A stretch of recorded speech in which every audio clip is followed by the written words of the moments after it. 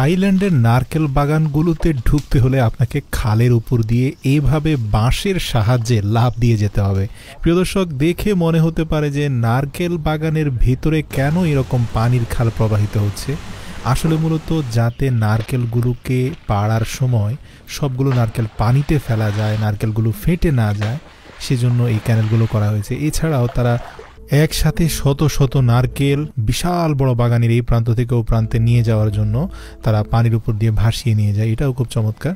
তারপরে দেখা যায় যে একটা ট্রলিতে করে নিয়ে যাচ্ছে এবং ফ্যাক্টরিতে নিয়ে একটা স্বয়ংক্রিয় মেশিনের সাহায্যে নারকেলগুলোকে রাউন্ড শেপে খুবই চমৎকারভাবে কাটিং করছে এবং ধারালো চাপাতির সাহায্যে এগুলোর দু প্রান্ত মসৃণ করে নিচ্ছে।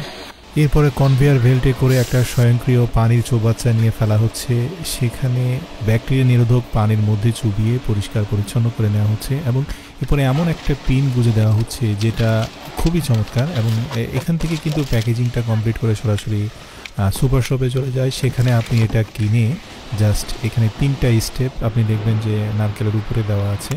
এই 3টা স্টেপ খুব সহজে অনুসরণ করে যে কোনো ব্যক্তি এই নারকেলের সুস্বাদু পানি বা কচি ডাবের সুস্বাদু পানি তারা পান করতে পারে। কেউ চাইলে সেটাকে ট্রেডিশনাল ওয়েতে ফাটিয়ে একদম ডাবের শাঁসটা সহ খেতে পারে।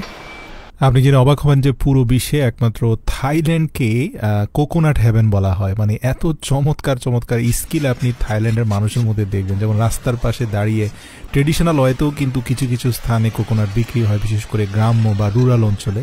সেখানে গেলে দেখবেন যে কিছু কিছু মানুষ কচি ডাবকে এত সুন্দর করে কাটছে।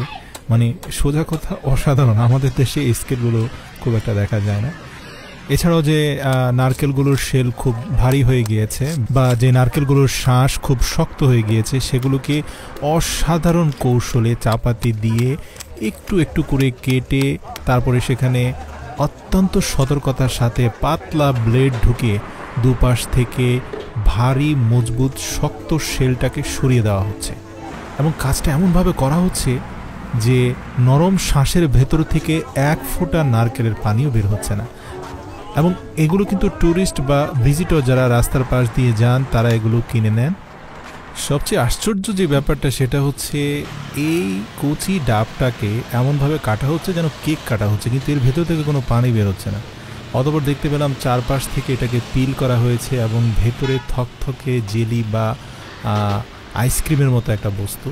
পরবর্তীতে বুঝতে পারলাম যে ডাবের পানিটাকে আগার আগার পাউডার দিয়ে জমিয়ে সেটাকে এই শেলের ভেতরে ঢুকিয়ে রাখা হয়েছে এবং যারা গরমের মধ্যে প্রচণ্ড গরমের মধ্যে ন্যাচারাল ডাবের পানি খেতে চান তারা অনেকেই কিন্তু পাতলা শাঁসের আবরণে মোড়ানো ডাবগুলো কিনে নেন এবং এর ভেতরে থাকে চমৎকার ডাবের আইসক্রিম এবং এটা খেতেও অত্যন্ত সুস্বাদু, স্বাস্থ্যের জন্য ভালো।